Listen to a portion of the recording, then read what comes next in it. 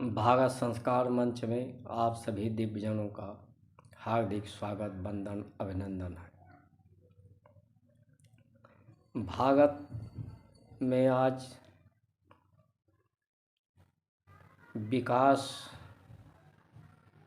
की बात हो रही है और इन विकास के द्वारा शिक्षा साक्षरता के माध्यम से बढ़ाया जा रहा है। सड़कें बनाई जा रही हैं, साधन और संसाधन बढ़ाए जा रहे हैं। जो श्रेष्ठ हैं इस देश के और अपनी आय बढ़ा लिए हैं, बढ़ाते जा रहे हैं। लेकिन हमें एक बिंदु पर सोचना होगा कि साक्षरता तो निश्चय ही बढ़ी है इस देश की,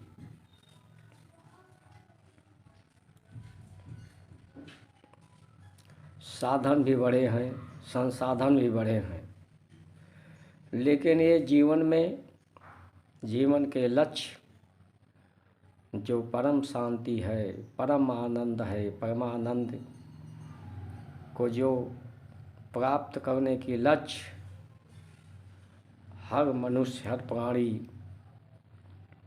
पूरे सृष्टि की होती है, उस लक्ष्य को कितना हम प्राप्त कर पा रहे हैं। ये शिक्षा बढ़ा है,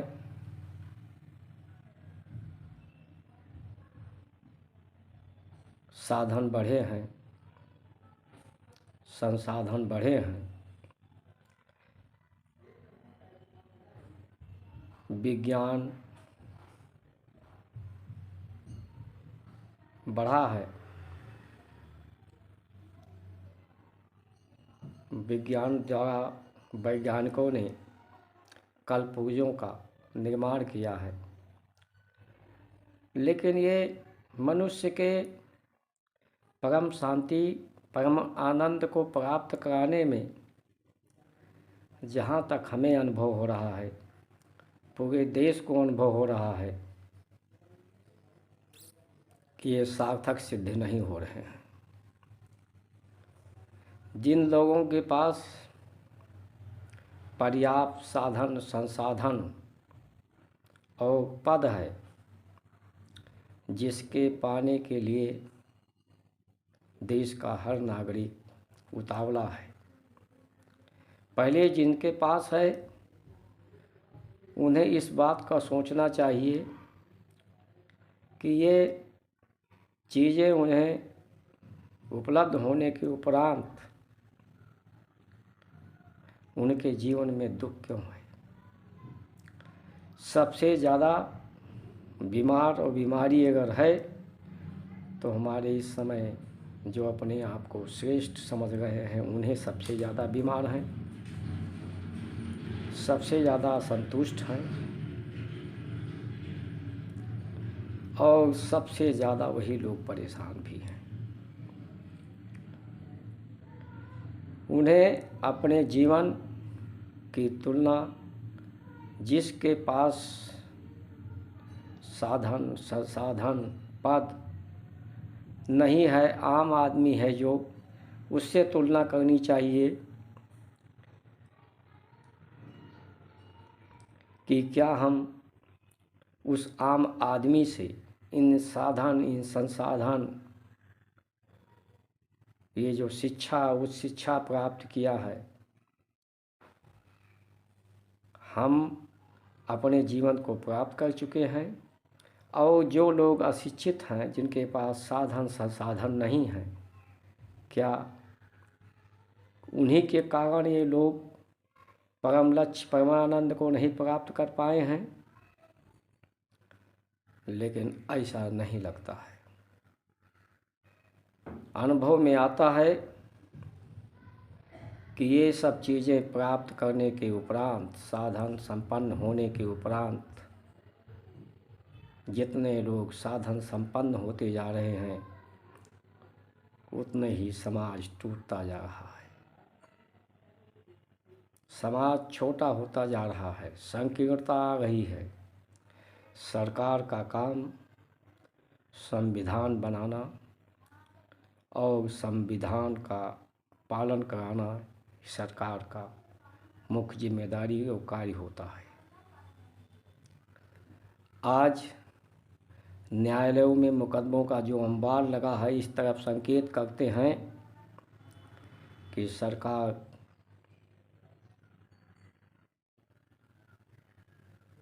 का जो संविधान है या वो उचित नहीं है, या इनकी पालन कराने की जो नियत है, जो इनका कार्य है, वो ये ठीक ढंग से समयोजित नहीं कर पा रहे हैं।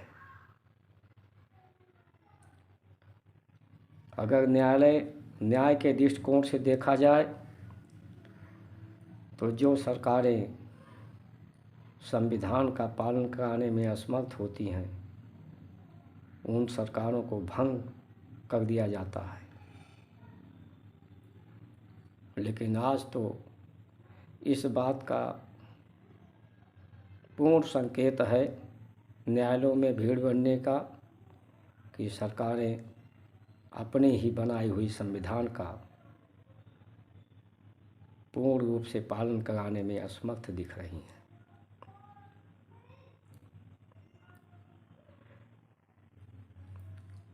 हमारे भारत का जो स्वरूप है, शंकर भोले जैसा था, भोले जैसा होना चाहिए, भोले जैसा पूर्व में था। भोले का पर्याय जब बच्चा पैदा होता है तो भोला ही होता है, और जब बच्चा उस समय शौच करता है, पेशाब करता है, गंदे में स्वयं गंदगी में लिपट जाता है, लेकिन इसके बावजूद उनके इस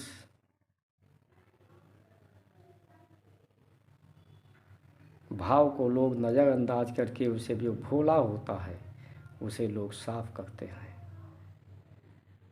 साफ सफाई करके गोद में लेते हैं, उसे तब भी प्रेम करते हैं, उसे घेरा नहीं करते हैं।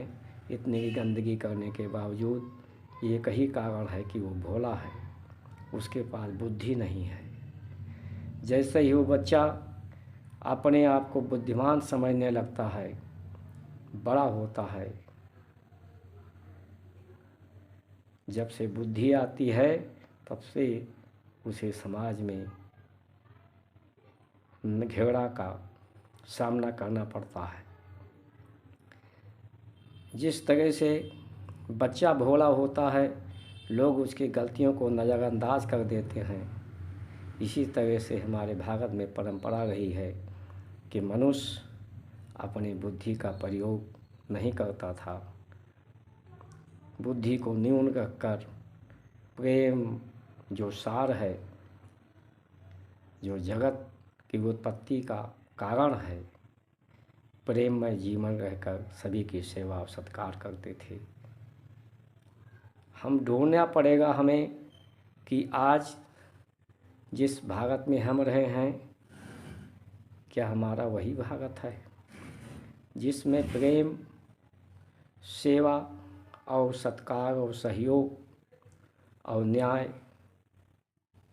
पूर्ण जिंदगी जीकर हम जीवन के परम लक्ष्य, परम आनंद और परम शांति को प्राप्त कर रहे थे, कि आज का भारत, विज्ञान का भारत, जो चारों तरफ शोर शराबा, अशांति, असमंजस, अन्याय उत्पन्न कर रहे हैं, लोग समता के स्थान पर विषमता उत्पन्न कर रहे हैं, ये भारत है। हम भारत माता की जय जो कहते हैं, अपने उसी भारत माता की जय कहते हैं जहाँ इस देश में भोले लोग रहते थे, भोले नाथ रहते थे।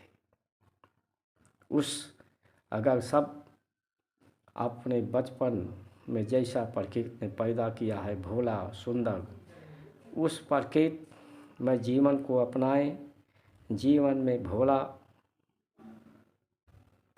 बना रहे तो ये जीवन सार्थक हो सकता है।